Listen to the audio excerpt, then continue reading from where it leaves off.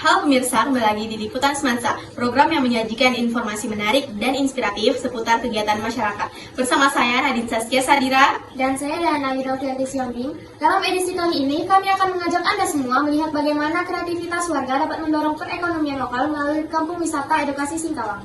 Kampung ini bukan hanya menjadi tempat wisata, tetapi juga menjadi wadah pembelajaran dan pemberdayaan masyarakat yang mengedepankan nilai budaya serta keterampilan lokal. Beragam hasil karya warga dapat dikenal di sini, mulai dari batik, kerajinan tangan, hingga produk kreativitas lainnya yang memiliki ciri khas daerah. Melalui kreativitas inilah masyarakat perlahan mampu mengembangkan potensi ekonomi sekaligus melestarikan budaya. Mari kita lihat seperti apa contoh kerajinan yang berada di Kampung Wisata Edukasi Singkawang.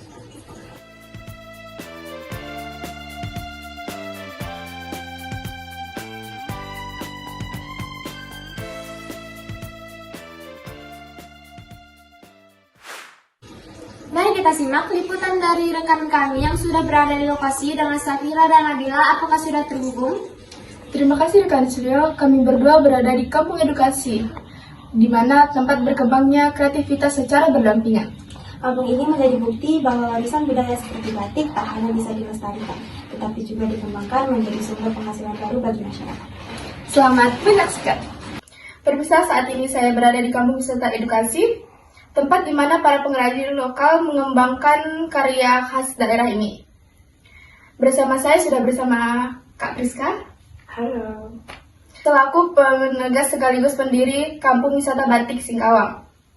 Selamat siang, Bu. Selamat siang, Pak. Kak aja.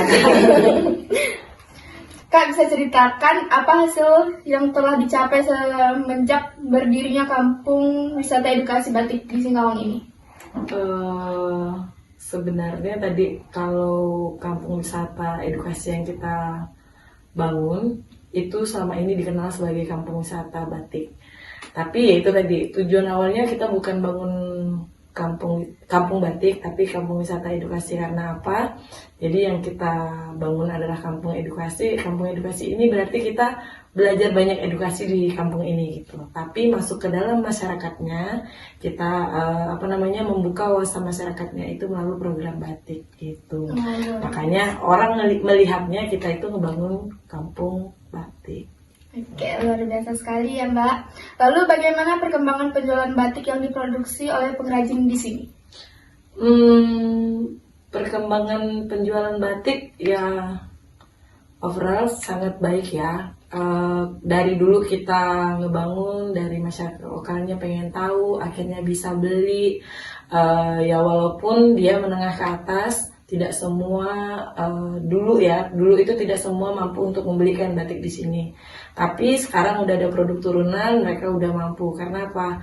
Ya harga relatif ya, Iya. menengah ke atas, menengah ke bawah itu relatif sekali. Jadi memang produk turunan banyak sekali. Tapi sekarang kita produk juga udah jual sampai keluar, karena kita pameran di luar dan kita ada produk yang kita jual secara online. Berarti sudah sangat berkembang ya.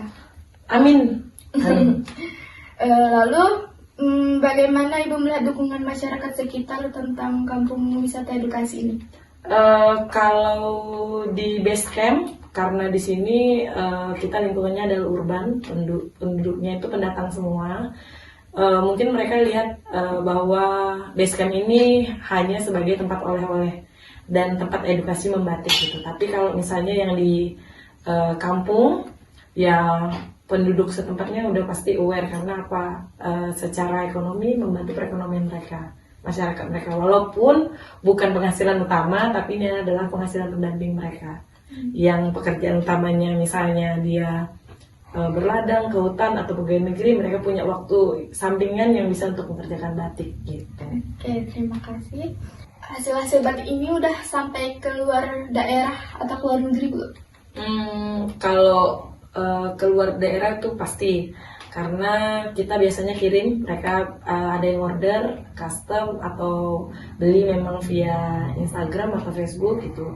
Terus kita juga pameran di luar, biasanya pamerannya di Jakarta, Bandung, Jogja, di luar, kemudian di Kucing juga, KL juga. Jadi memang udah dipastikan pasti keluar gitu. Cuman memang kalau untuk keluar negeri itu sangat terbatas masih. Walaupun kita pernah jual produk secara kolektifan ke Jepang, bisa terhitung ekspor, tapi kita ekspornya bukan secara legal pribadi, tapi memang kolektifan bersama teman-teman pengrajin yang ada di Jogja. Dan itu difasilitasi oleh Astra Internasional. Berarti sudah sangat jauh ya perkembangannya. Alhamdulillah. Iya, udah lama juga kan, Iya. dari tahun 2013. Oke, dari 2013. Baik, terima kasih Mbak Priska atas waktunya dan informasinya. Pemirsa, itulah informasi yang dapat saya sampaikan tentang perkembangan Kampung Wisata Batik.